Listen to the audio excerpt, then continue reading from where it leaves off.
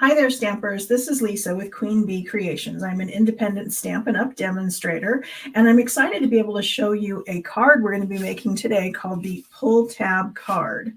And so it does this really cute little opening, and we're going to be using an online exclusive stamp set. And what that means is you can't find this in any of our catalogs. You need to shop my website in order to find it. So let's go ahead and get started, and I'll show you what we're working on. This is the stamp set that we're using. It's called Latte Love, and there is a set of dies that goes with it that cuts out various things like the coffee pot and the carafe and, various things here. And then it will also, we're going to be using it today to use one of the dies to cut a cup out of the designer series paper. I just absolutely love it when they do that we have the option that we can either stamp it or we can cut it out of the designer series paper, and that just kind of speeds things up for us. So I have already done that. I'm going to bring in the pieces that we need for this card. We're going to start out with a pecan pie card base, 8.5 by 5.5, scored at 4 1/4. And then I have a layer of early espresso, and this one is 5 inches by 3 3/4. And then I have a layer of the a little latte designer series paper, and this one is 3.5 by 4 3/4. And then I've used the Stylish Shapes dies, and I've cut out several squares. So I've used the largest one and cut out early espresso. Then I did the next size down for another early espresso, and then I went down one more for a white piece. And then on the inside of the card, we're going to need a layer of 4 by 5 1/4. I'm going to use white because this designer series paper has white in the background, and so that way it'll all coordinate. But there are other pieces in there, or maybe even if you use the back side, you'd be able to use Very Vanilla. Oh, and then we have one more piece. We have this one. This piece is 2 inches by 6 inches, scored at 2 2 1/2. And this one's an integral part of what we're doing because that's what's going to make our little mechanism move. And you'll notice mine has a fancy little edge on it. I did that using the Something Fancy dies because I don't have a tag topper punch anymore. But if you have a tag topper punch, I highly suggest that's what you use because it will give you the decorative edge and also punch the little hole for you. But because I don't have that, I'm going to show you how I do it using this die.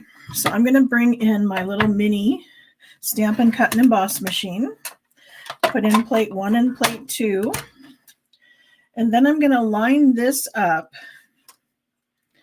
to where that decorative edge is going to be right at the edge of this strip of cardstock. And I'm kind of laying it in there so it's between the two side cuts. So I don't really want it to cut down the side. I only want it to cut the top. So if you need to, you can use a little Post-it note, some washi tape, some mint tape, Post-it tape, anything that's going to hold that in place for you if you find that helpful. And then what I'm going to do is I'm going to take the top plate and I'm not going to have it connect with the bottom of the die at all. What I want this to do is go through the machine with the top plate only touching the top of the die. Sorry, I had to give it a little go. My shoulder's still acting up. But by having that only on the top of the die, that's the only part it's going to cut.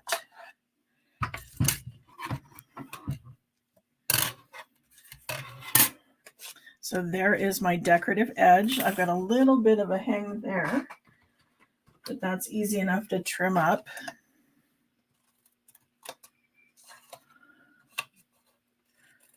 Because this is just a mechanism, so it doesn't need to be exact, but we'll just clean it up.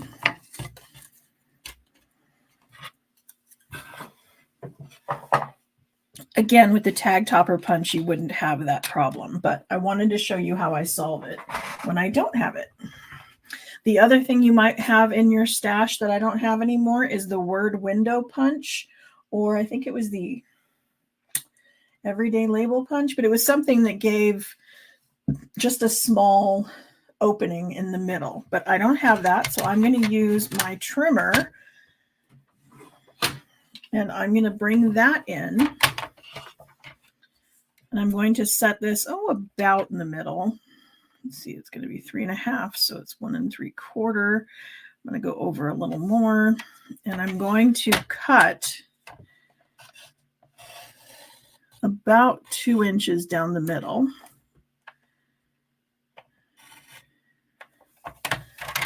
Then I'm going to come over a little bit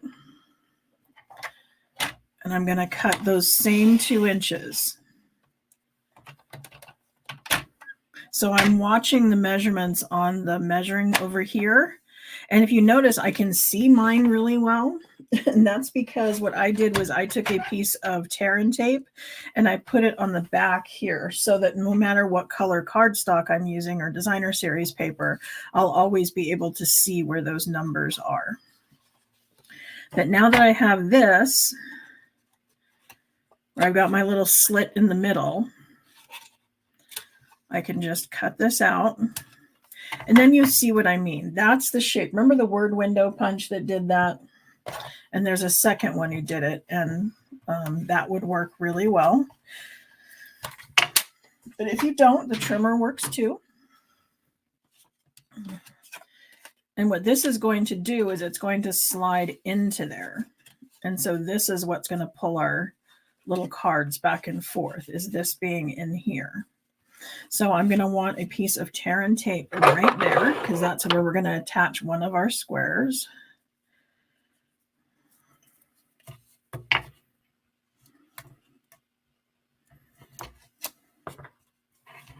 Oh, and then we're going to need a hole there.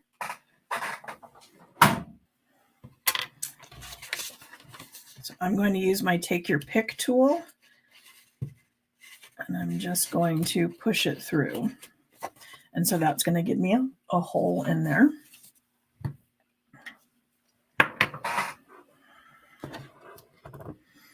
And then this card's going to get a lot of movement. So I'm going to use a lot of tear-in tape on it because I don't want things to come apart when the person is using it. Because the whole idea of it being interactive is we want them to interact with it, right?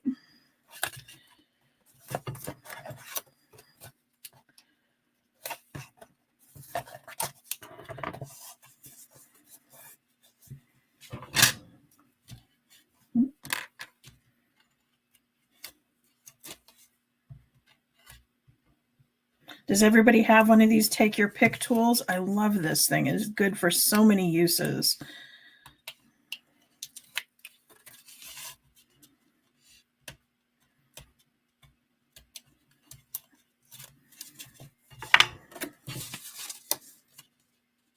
So I'm going to center this on my card front.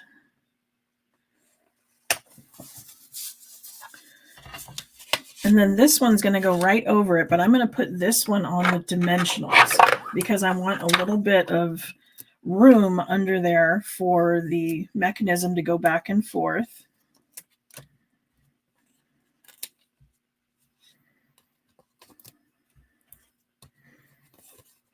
And again, I'm giving it quite a few because I want it to stay together while they're playing with it.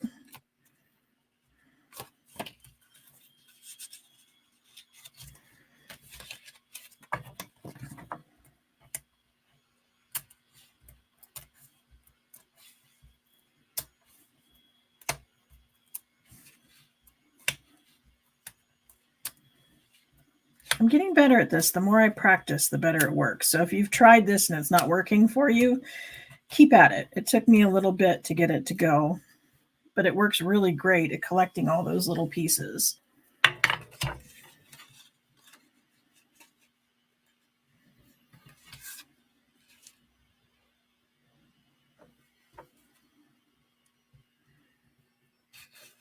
And then I'm going to be centering that right in the middle. Okay, so we just want to center this in the middle of the card front.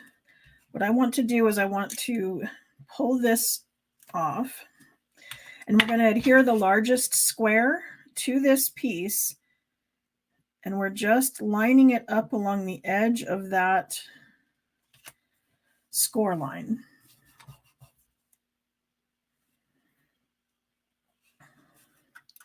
Then what I want to do is put some tear and tape right here.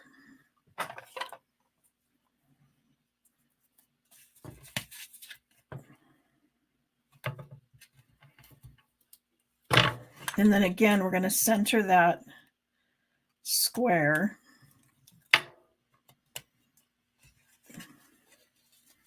in the middle of our layer and adhere that down. Okay. So there's the beginning. Now what we just need to do is put the squares in here.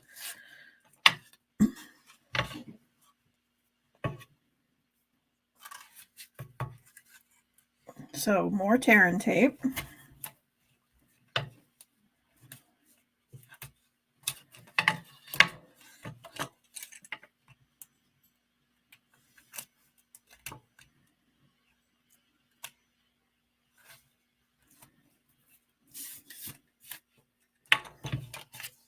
And then I'm going to line this one up with the score line as well. And it'll just barely tuck under there. And mine actually is sticking out just like a hairline. So if you wanted to, you could cut them using the trimmer and just use basic squares instead of using the dies. But I was trying to simplify things for you. You could even, if you wanted to, trim a little bit off this side before you tucked it under there. I don't think it would be that noticeable. But that's up to you. Now we're ready to do a little bit of stamping. So I'm going to bring in some early espresso ink. And we're going to stamp our sentiment on this little white piece. And then we're going to have the other part of the sentiment on the inside. And I think I'll do that one in Lost Lagoon in the middle.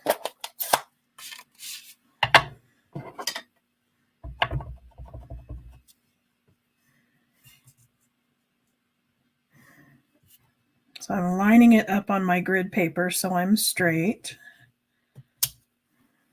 And then I'm going to take these little accent pieces, I guess. I'm going to do the little splatters down here. And I'm going to do the little coffee beans up here, just to give it some little personality, I guess. Oh, and then for the front, optional, what you can do is I had taken on mine and just put some ink splatters, some coffee stains there before I put the coffee cup on. Again, just for a little more interest. And then we're ready to start gluing it together.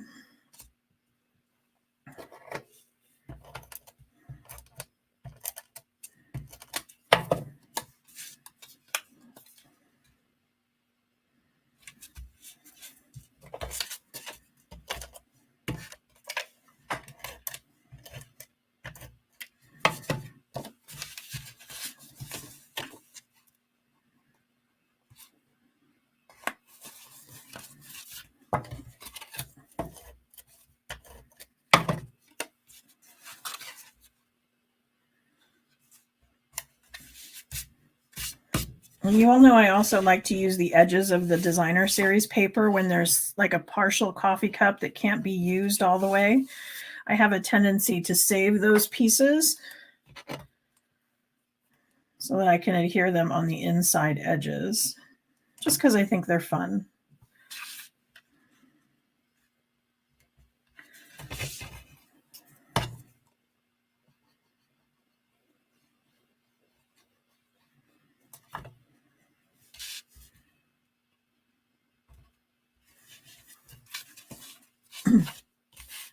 Now we only have one final thing to do, and that's to add a little ribbon to the pull tab so that your recipient has something to grab hold of.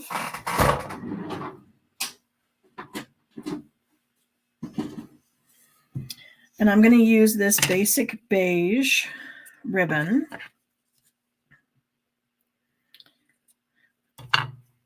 And I think it's a little too wide to actually make a knot out of it. So what I'm going to do is I'm going to feed it through the hole.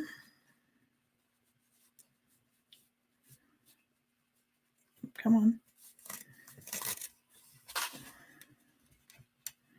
I'm just going to add a little glue dot there just to hold it in place.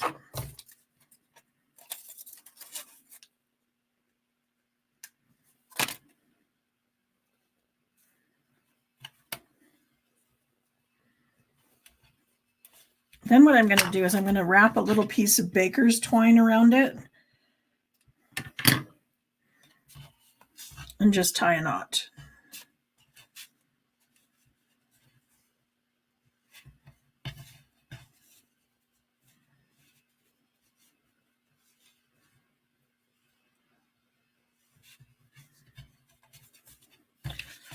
And there you have it.